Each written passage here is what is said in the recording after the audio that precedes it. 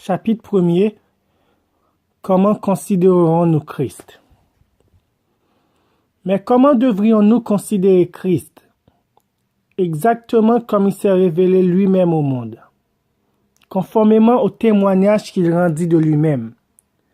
Dans le merveilleux discours rapporté dans le 5e chapitre de Jean, Jésus dit: Car comme le Père ressuscite les morts et donne la vie, de même aussi le Fils donne la vie à ceux qu'il veut.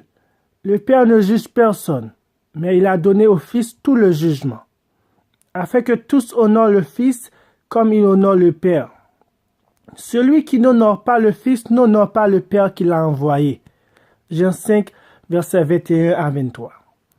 C'est à Christ qu'est confiée la plus grande prérogative, celle de juger.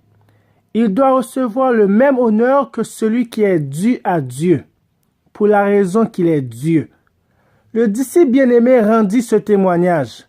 Au commencement était la parole était avec Dieu, et la parole était Dieu. Jean 1, verset 1. Que cette parole divine n'est autre que Jésus-Christ, cela est présenté par le verset 14 du même chapitre. La parole a été faite chair, elle a habité parmi nous, pleine de grâce et de vérité.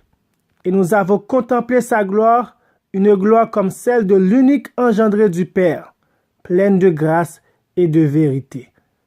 La version King James. La parole était au commencement. L'esprit de l'homme ne peut saisir la période de temps comprise dans cette expression. Il n'est pas donné à l'homme de connaître quand, où et comment le Fils fut engendré. Mais nous savons qu'il était la parole divine, non seulement avant qu'il vînt sur cette terre pour mourir, mais avant même que le monde fût créé. Juste avant sa crucifixion, il pria: Et maintenant glorifie-moi, Père, auprès de toi, de la gloire que j'avais auprès de toi avant que le monde fût. Jean 17, verset 5. Et plus de 700 ans avant son premier avènement, sa venue fut annoncée ainsi par la parole inspirée. Mais toi, Bethléem Ephrata, qui est petite entre les milliers de Juda, de toi sortira celui qui doit être dominateur en Israël. Ses origines sont d'ancienneté, dès les jours éternels. Michée 5, verset 2. Nous savons que Christ fut issu de Dieu et qu'il vint de lui. Jean 8, verset 42.